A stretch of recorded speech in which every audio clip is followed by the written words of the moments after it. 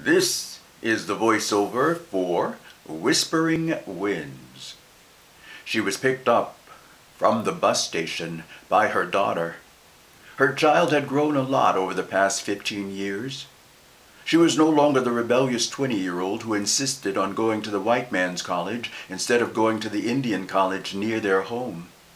She had become what she had been seeking, a professor of antiquities, a woman of the New World. The mother wondered how else had she changed, for it seemed that they had drifted apart over the past few years. She wondered if her daughter, with her professional pantsuits, short hair, and makeup, had become someone she no longer knew. Well, it was time to find out. The mother started on this journey to reclaim her family and to help reclaim their roots. Or so she hoped. Upon seeing the simple brown dress, soft shoes, and long braids that her mother wore, the daughter wondered, what were they going to talk about? Although she was very happy to see her mother, she was no longer sure if there was anything between them to share anymore. But as they continued their drive to the estate where the daughter lived with her new husband, the winds picked up. A shift in the winds is all it took to remind them of the importance of that moment. So the daughter reached over, placed one of her hands in her mother's, and whispered, "Tell me a story about the winds like you used to when we were little ones."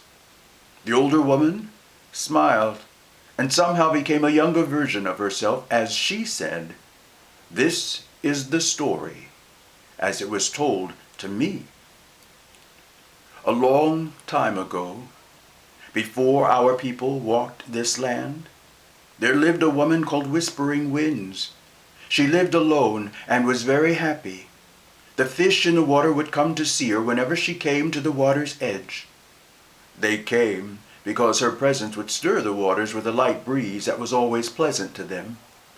The bear, the badger, the mouse, the fox, the bobcat, the deer, the wolf, and all the other woodland creatures would follow her whenever she walked in the woods, for they knew she would never hurt or hunt them.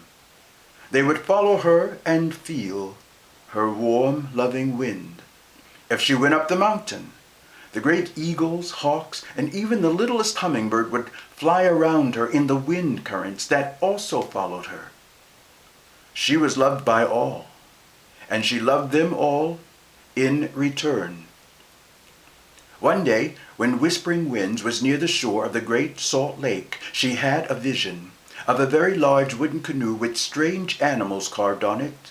In this canoe, there were very white-skinned beings. She watched them in her vision to see what these new creatures would do.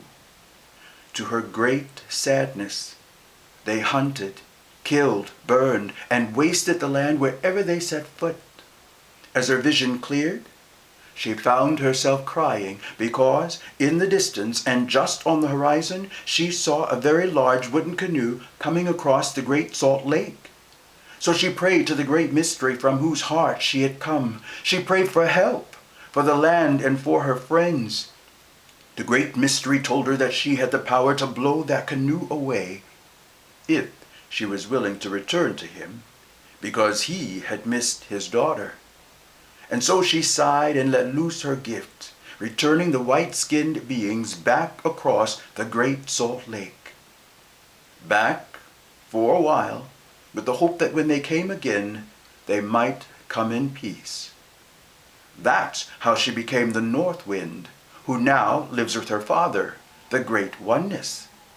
And that is how the story was told to me. The young woman smiled at her mother, pulled off the highway, and parked. Then she hugged her mother and said, "Please, don't take so long to tell me another story. I missed you and them. Come, let's go meet my husband."